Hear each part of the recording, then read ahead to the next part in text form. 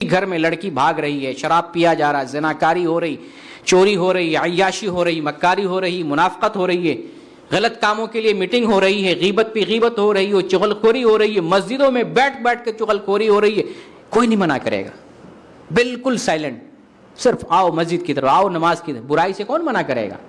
السلام علیکم ورحمۃ اللہ وبرکاتہ۔ تبلیغی جماعت کا اصل مشن دعوت اللہ ہے، یعنی انسان کو اس کے رب سے جوڑنا۔ یہ وہی کام ہے جسے قرآن نے تمام انبیاء کی سنت کہا ہے۔ قل ھذہ سبیلی ادعو الی اللہ، اے نبی آپ کہہ دیجئے کہ یہ میرا راستہ ہے اور میں اللہ کی طرف بلاتا ہوں۔ تبلیغی جماعت کا اسلوب مثبت دعوت پر مبنی ہے، یعنی سب سے پہلے انسان کے دل میں اللہ کا خوف، رسول کی محبت، آخرت کی جواب دہی کا احساس، قبر کے عذاب کا ڈر پیدا کیا جائے، اور پھر اس کے بعد اس کو برائیوں سے بچایا جائے۔ یہ بات حقیقت سے بالکل دور ہے کہ تبلیغی جماعت سے جڑے ہوئے افراد برائی سے نہیں روکتے ہیں۔ تبلیغی جماعت والے بھی نماز کی دعوت دیتے ہیں، جھوٹ بولنے کو وہ جائز نہیں کہتے، سود لینے کا وہ حکم نہیں کرتے، شراب پینے کے سلسلے میں لوگوں کو ورغلاتے نہیں ہیں، بلکہ تبلیغی جماعت میں بھی یہ باتیں بتلائی جاتی ہیں کہ شراب حرام ہے، جھوٹ نہیں بولنا ہے،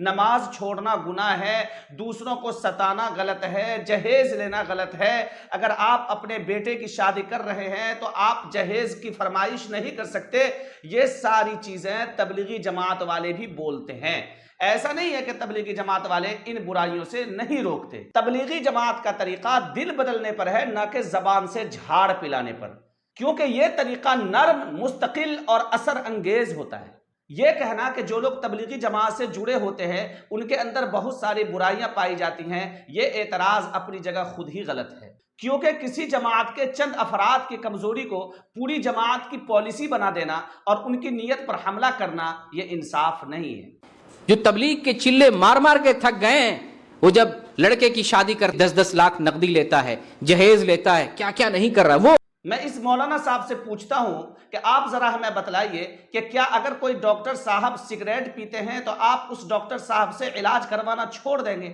یا اگر کوئی حافظ قرآن غلطی کرتا ہے تو کیا قرآن نعوذ باللہ غلط ہو گیا؟ یا کسی نمازی نے دھوکہ دیا تو کیا نماز غلط ہو گئی؟ اسی طرح اگر تبلیغ میں جانے والا کوئی شخص گناہ کرتا ہے تو یہ اس کی ذاتی کمزوری ہے، یہ جماعت کی پالیسی نہیں ہے۔ تبلیغی جماعت نہ تو کسی گناہ کی اجازت دیتی ہے اور نہ ہی گناہ کی حمایت کرتی ہے، وہ ہمیشہ ہر وقت انسان کی اصلاح کی کوشش کرتی رہتی ہے۔ تبلیغی جماعت بھی اسی اصول پر چلتی ہے، یعنی پہلے تعلق مع اللہ، پھر اصلاح اعمال۔ جب اللہ سے تعلق ہو جائے گا تو اعمال کی اصلاح آسان ہو جائے گی۔ آج جو شخص مسجد سے جڑ جائے، نماز کی پابندی کرنے لگے، نیک لوگوں کی صحبت اختیار کرنے لگے، قرآن کی تلاوت کرنے لگے، نیک اعمال کی طرف اس کا دل راغب ہو جائے تو کیا وہ گناہوں سے نہیں بچے گا؟ اگر آپ کو تبلیغی جماعت پر سچ میں اشکال ہے اور اعتراض ہے تو آپ ان پر انگلی نہ اٹھائیں، بلکہ آگے آئیں، ان کی صف میں شامل ہوں، دعوت دینے کا طریقہ بتلائیں اور اس میں جو کمی ہے اس کمی کو دور کریں، نہ کہ سوشل میڈیا کا سہارا لے کر ایک تھکے ہارے قافلہ جو اس زمانے میں دعوت اللہ کا کام کر رہا ہے اس کو نشانہ بنائیں۔ اور جو لوگ خواہ مخواہ تبلیغی جماعت پر اعتراض کرتے ہیں ان سے میں کہنا چاہتا ہوں ذرا گھر سے باہر نکل کر کبھی جوتا گھس کر دیکھ، کبھی دروازے جا کر لوگوں کو اللہ کی طرف بلا کر دیکھ، کبھی بے دین کو وضو سکھا، کبھی شرابی کو مسجد میں گرا کر دکھا، اور کبھی کسی گنہگار کو پکڑ کر لا اور اللہ کے سامنے اس کی پیشانی کو ٹکا دے۔ تبلیغی جماعت پر دن رات اعتراض کرنے والے سے میں پوچھتا ہوں کہ آپ جس مسجد میں نماز پڑھتے ہیں اس مسجد سے باہر کتنے لوگ ہجوم لگا کر نماز پڑھنے کے لیے اندر آ رہے ہوتے ہیں؟ کتنے نوجوان تیرے سامنے روتے ہوئے توبہ کرتے ہیں؟ خود تو کچھ کرتے نہیں ہیں، اور جو لوگ اس گئے گزرے دور میں بھی دعوت اللہ کا کام کر رہے ہیں اس پر انگلی اٹھاتے ہیں۔ میں کہنا چاہتا ہوں کہ اگر تبلیغی جماعت پر آپ کو اعتراض یہ ہے کہ صرف امر بالمعروف کرتی ہے اور نہیں عن المنکر نہیں کرتی ہے تو آپ کھڑے ہو جائیے اور آپ نہیں عن المنکر کیجئے، اور آپ نہیں عن المنکر کر کے دکھلا دیجئے کہ میں نہیں عن المنکر کر سکتا ہوں۔ یا صرف سوشل میڈیا کا سہارا لے کر مشہور ہونے کی فکر میں آپ لوگوں کے سامنے یہ بات رکھتے ہیں کہ تبلیغی جماعت والے نہیں عن المنکر نہیں کرتے، اور جو دین کے کسی بھی شعبے میں مخلص محنت کر رہا ہو اس پر زبان چلانا، انگلی اٹھانا علم نہیں جہالت ہے، بلکہ بغض بھی ہے اور حسد بھی ہے۔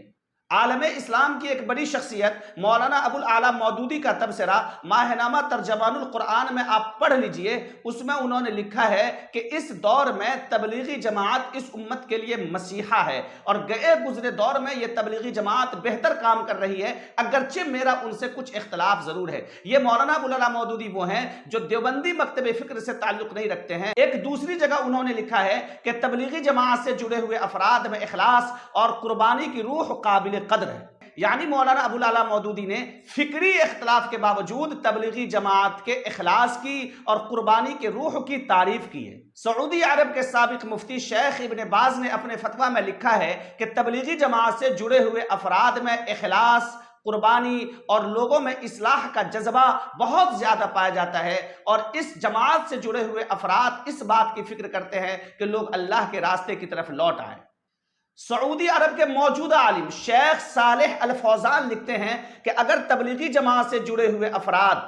توحید پر قائم ہیں اور بدعات سے دور ہیں تو ان کی یہ فکر قابل قدر ہے اور لوگوں کو ان کی فکر کا ساتھ دینا چاہیے. ارے مسلمانوں کو تو چھوڑیے، کئی یورپین مفکرین نے اس بات کا اعتراف کیا ہے کہ تبلیغی جماعت پوری دنیا کے سب سے پرامن اور مؤثر جماعت ہے جو بھٹکے ہوئے لوگوں کو راہ راست پر لانے کا کام کرتی ہے. یورپ کے کتنے ہی ممالک ایسے ہیں کہ جہاں جب عیسائیوں کا قبضہ ہوا اور مسلمان وہاں مغلوب ہو گئے اور وہاں کی مسجدیں کلیسا میں چینج ہونے لگی اور لوگ نماز بھولنے لگے، عبادت کی شکل تک سے وہ لوگ واقف نہیں تھے، ان جگہوں پر جا کر تبلیغی جماعت کے لوگوں نے لوگوں کو اسلام کی دعوت دی، لوگوں کو نماز کی دعوت دی، نماز سکھلائی. ایک ایسی جماعت جو کم از کم محدود دائرے میں رہ کر اسلام کا کام کر رہی ہے، اس پر انگلی اٹھانا، اس پر زبان چلانا یہ عقل مندی نہیں ہے. اگر آپ کو اصلاح کی زیادہ فکر ہے تو آپ دعوت و تبلیغ سے جڑیے اور پھر اندر رہ کر بیٹھ کر جو کمی آپ محسوس کرتے ہیں اس کمی کی اصلاح کیجیے، نہ کہ سوشل میڈیا کا سہارا لے کر لوگوں کو کنفیوز کیجیے.